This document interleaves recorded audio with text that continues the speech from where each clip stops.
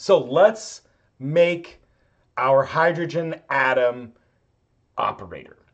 Okay, so we first start with our physical picture in our XYZ coordinate system. And remember, we're going to give special treatment to that z-axis. Okay, so we have our electron orbiting around a proton at radius r. Okay, and this is showing you the particle on a ring model, but really this is a particle on a sphere model, right? So we know that we've got this angle phi in this plane right here, right? So my particle is spinning that way. But we also know that the particle is free to pitch, right, into those different angles given by ml, okay?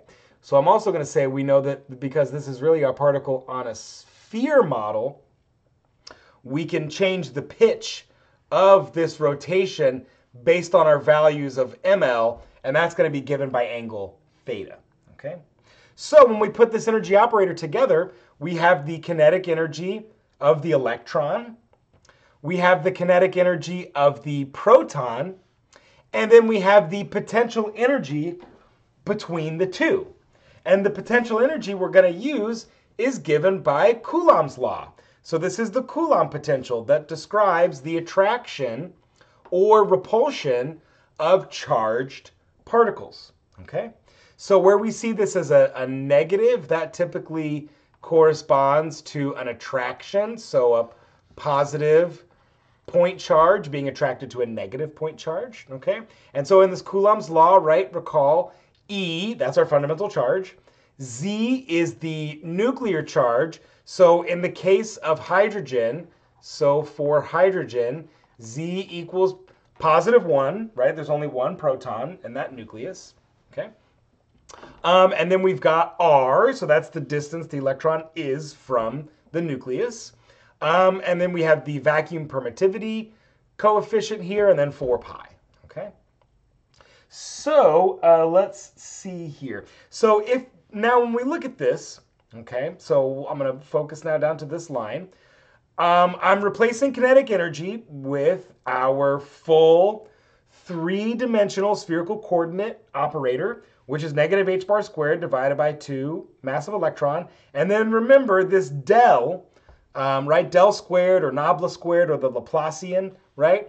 This gives us our r, theta, phi dependence, okay? Now, you notice here that we're talking about the coordinate system for the electron and the coordinate system for the proton, okay? We can actually marry those two things into just one single kinetic energy operator, okay? So this term here, so I've combined these two into just one term, because if we set our proton or our nucleus at the origin, right, 0, 0, 0, then our coordinate system, our del squared Laplacian operator, is just going to describe the electron-proton as one system, as one coordinate system. And also we notice we've got mu, that's the reduced mass, so that's how I'm also able to combine those terms into one kinetic energy term, because I'm looking at the reduced mass.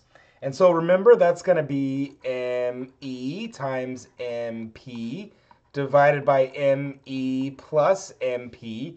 And hopefully you remember, this is effectively just the mass of the electron. So even though I've got a mu right here for my electron-proton system, remember, that's effectively just the mass of our electron, okay? So we've got our kinetic term, and we've got our potential term, and we're ready to go.